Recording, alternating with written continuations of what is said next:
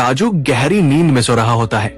आधी रात गुजरने पर राजू को जोरों की प्यास लगती है और राजू उठकर बेड पर बैठ जाता है। ये रोज आधी रात में ही मेरी नींद क्यों खुल जाती है? मुझे ऐसा लगता है कि मेरे अलावा और भी कोई यहाँ मौजूद है।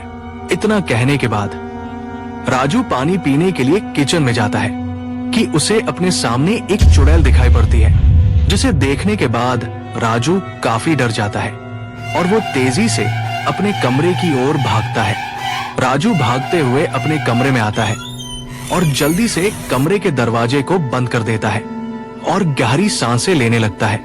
राजू डर से बाहर आ ही रहा होता है कि उसे पीछे से आवाज आती है, राजू, ओ राजू।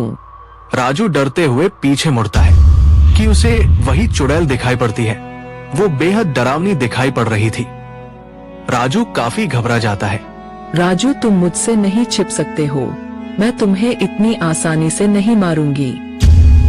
पर तुम हो कौन और तुम मुझे क्यों मारना चाहती हो? इतने में राजू की नींद टूट जाती है। हे भगवान, इससे भयानक सपना मैंने आज तक नहीं देखा। पर वो मेरे सपने में कौन था जो मुझे मारने की बात कर रहा था? खैर, जो भी हो, भगवान का शुक्र है कि ये बस एक सपना था। अगले दिन राजू ऑफिस में बैठा यही सोच रहा होता है कि आखिर वो उसके सपने में कौन था। राजू ये बात सोच ही रहा होता है कि उसका दोस्त निखिल उसके पास आता है। निखिल पिछले 5 सालों से उस कंपनी में काम कर रहा होता है। निखिल और राजू काफी अच्छे दोस्त थे। क्या हुआ यार राजू, तुम इतने परेशान क्यों दिखाई पड़ रहे हो? निखिल, यार क्या बताओ, मैं जिस अपार्टमेंट में रहता हूं वहां पर पिछले कई दिनों से बहुत ही अजीबोगरीब चीजें हो रही है। भाई, ये जरूर कोई तुम्हें परेशान कर रहा है। पर भाई, कोई मुझे भला क्यों डराना चाहेगा?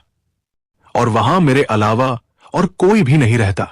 राजू की ये बात सुनकर निखिल काफी सोच में पड़ जाता है। काफी रात हो जाती है।